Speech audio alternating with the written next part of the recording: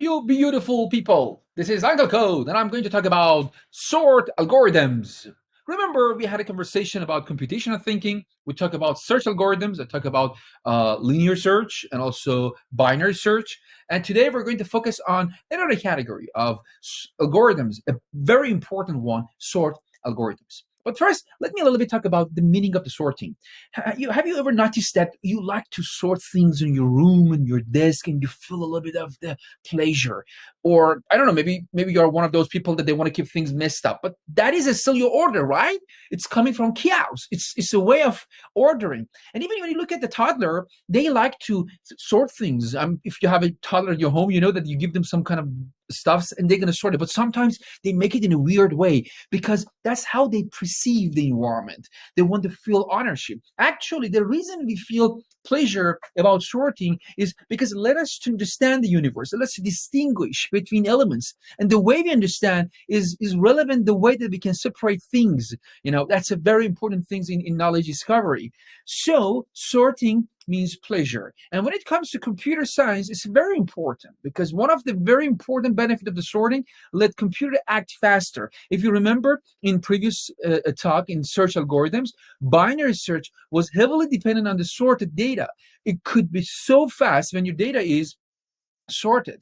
And I can give you another example. For example, when you search over the internet, Google returns back the results sorted based on the relevancy. So you can easily find the items, or you go to buy some things in kind of online shoppings, you may sort them based on the price, the lowest to the highest, or the quality highest to lowest, or relevancy or something. So having this little information about your data help you to feel better. One more example I'd like to say that is information retrieval. Under natural language processing, IR, or information retrieval, is an area that led us to build applications using artificial intelligence to read a text or an article over the internet and extract information and relate the information you're looking for that article.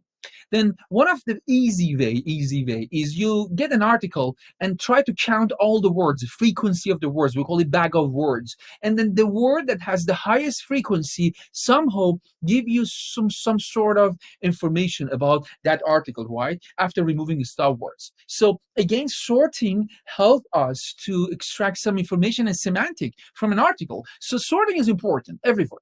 So now when we have this definition about or this kind of pre information about a sorting, now we can talk about two algorithms that I choose for this talk. These two algorithms called bubble sort, bubble, I practice to say bubble, and then the second one is the bucket sort. Let me give you a simple definition about sorting first. We have a list of items, or let's make it numbers, because everything in computer science can turn to numbers. So we have a list of numbers. What we're going to do, we're going to make it sorted based on maybe the smallest to the biggest one. We call it ascendingly, or in the opposite order, descendingly. So either ascendingly or descendingly, doesn't matter which one, but this is the simple definition of the sorting. So by having this definition, I'm going to talk about the first algorithm, which is a bubble sort algorithm. So we're going to talk about bubble sort. So let's go, and I will show you a GIF animation about a bubble sort. So let me go here. Okay.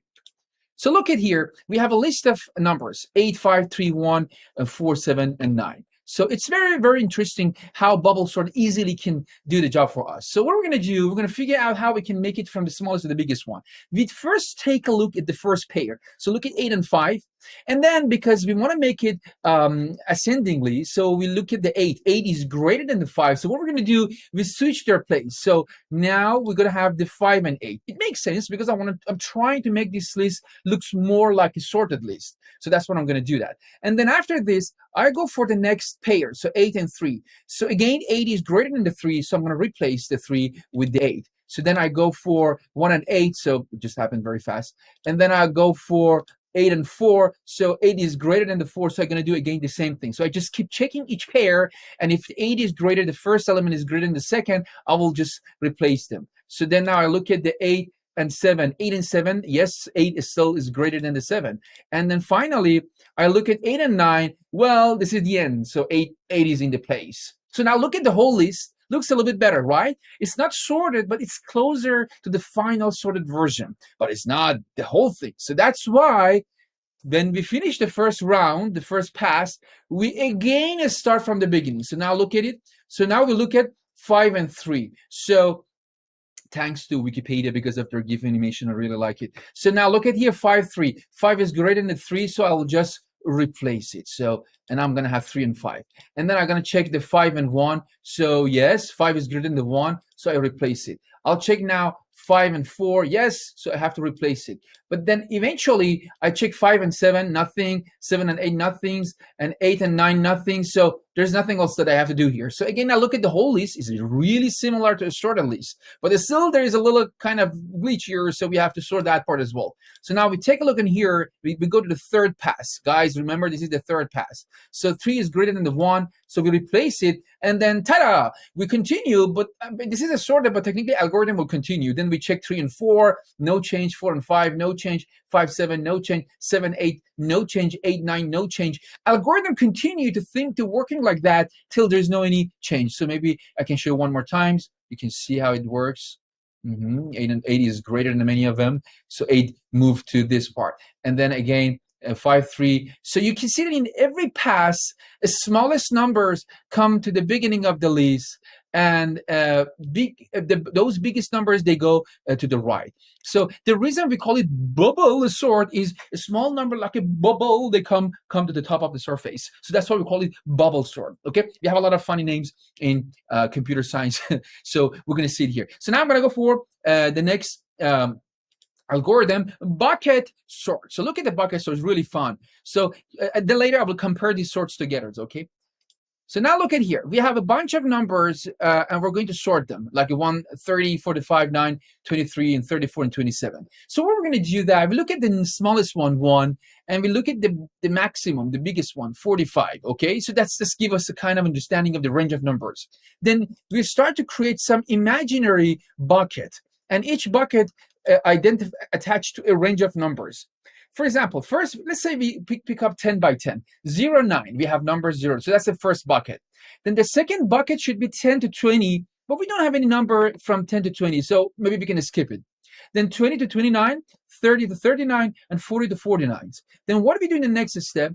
We start to go through the numbers and put them into the relevant bucket. So that's a very simple task to do that. So 1 and 9 should be in the first bucket, 23, 27 here, 30, 34 here, 45 here. But look at it, it's really smart because now because we design bucket based on the range, so it means whatever is in this bucket definitely is smaller than this bucket.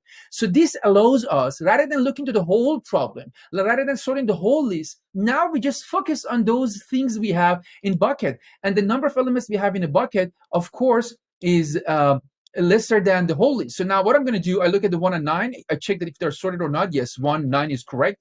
23, 27, first 23, then 27, 30, then 34, and 45. I bring them out, they are sorted.